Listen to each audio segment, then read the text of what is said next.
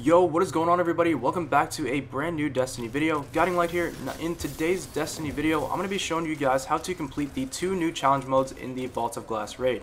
So I'm not going to waste any time, guys. We're just going to jump right into the guide, and hopefully this does help a couple of you guys to complete your Vault of Glass.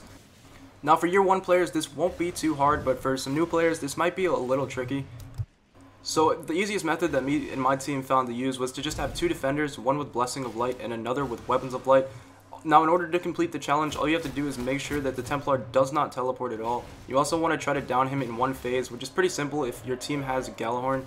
So all we did was pop the 2 bubbles down here after taking down a couple of the adds. We popped 1 bubble once the Templar spawned in and started shooting us, and then once we took out a few more adds and we had the relic and we had everything ready, we'd pop the 2nd bubble. Now we'd have one person just designated to stopping the Templar from teleporting. We wanted to make sure that he does not teleport at all, because you will fail the challenge if you do that. So we had one guy just simply blocking all of the teleports while the rest of us just sat there with our Galahorns, just doing as much damage as possible. So with Blessings of Light on you, it's not really too hard to stay alive, and you can also just keep going in and out of the bubbles to make sure you always have your weapons and your blessing at all times while doing damage to the Templar. So at this point, all you really need to make sure you're doing is just blocking all of the teleports while doing as much damage as possible. Now you also want to watch out for those harpies that are going to be spawning in. They can do a lot of damage to you and your team if you step out of the bubble, and they can also really down your relic guy as well. So you want to keep an eye on those harpies and make sure those don't blow up on any of your teammates. Once you have them pretty low, you can just keep spamming them with as much damage as possible. Like, make sure you have your heavy synths ready before you start, just to make things easier. And you should be able to down him quite easily so long as your team stays alive. Now, so long as you guys are using all of your supers, you should be able to keep a bubble up the entire time. Me and my fire team were able to create almost 4 bubbles in the course of just downing the Templar. So if you have bubbles, this is definitely the easiest strat that we found to do it, and just the fastest way as well. There's almost no risk involved, and it was pretty easy just to down him on our 2nd or 3rd try using this method. So that's pretty much it for this challenge mode. We had pretty decent rewards all throughout. We had a couple people get Fatebringer. I ended up getting the pretty rare fusion rifle, as well as the Praetus timepiece, as well as a quick look at the emblem. Now that's it for the first challenge. We're going to head to the Atheon now, and I'm going to show you guys how to do the 2nd challenge. It's also pretty simple, but it will take a little more teamwork.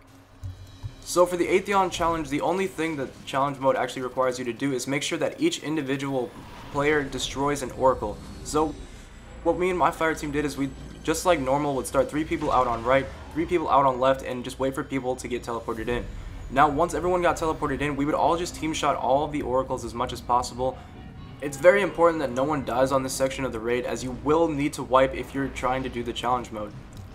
So whoever the 3 people are that get teleported in, you're going to want one person to take the relic and the other 2 to just immediately start team shotting the oracles. So long as everyone team shots the oracles, in the kill feed it's going to pop up and tell you who actually destroyed it. So as soon as you figure out who actually destroyed the oracle, you want to have that person leave as soon as possible so that the next person can come in, and then you want to just keep repeating that over and over until everyone has destroyed 1 oracle. Now it can be kind of complicated at first, but once you guys figure it out, it may take a few tries, but once you learn what to do, it's actually quite simple, and the hardest part is really just staying alive. So just like normal, once everyone destroys their oracle, you want to all group up in the center and just start team shotting the boss.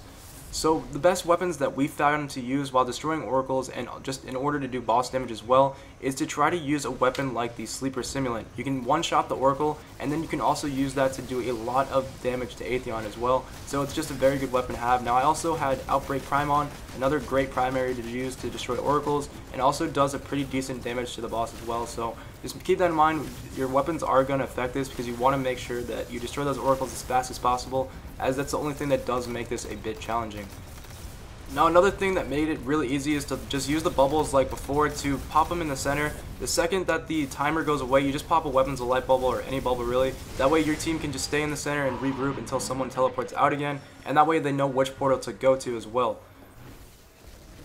So again, just like before on the 2nd phase around, it really should only take about 2 phases to down Atheon if you guys are all using pretty decent weapons. So just like before, everyone that gets teleported wants to team shot those oracles until it pops up in the kill feed. Once it pops up in the kill feed, whoever destroyed that oracle wants to just immediately leave. That way the next person can come in, destroy their oracle, and that way the portal never goes down. So the person that leaves first does want to be the one to actually keep that portal up for the rest of your teammates. And now once everyone has destroyed an oracle again, you just head back to the center, wait for all of your teammates to get there, and then you can team shot the boss one last time to down him for the final kill. So overall, the rewards were pretty great. I'm going to show you guys what it is that I actually got from doing all of these raids so far. Just on one character alone, the rewards were still pretty great.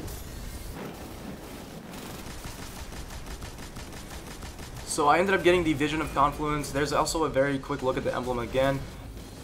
So hopefully you guys did enjoy this guide. I'm going to show you guys the rest of my rewards that I got from my Postmaster and just at the tower as well at the end of this video. So hopefully this guide helps a couple of you guys to complete the Vault of Glass challenge modes and get your new Year 1 exotics. So hopefully you guys did enjoy. Be sure to drop a like if this helped you guys out, and subscribe if you're new to the channel. I do upload pretty frequently, but other than that guys, see you guys in the next video. Peace.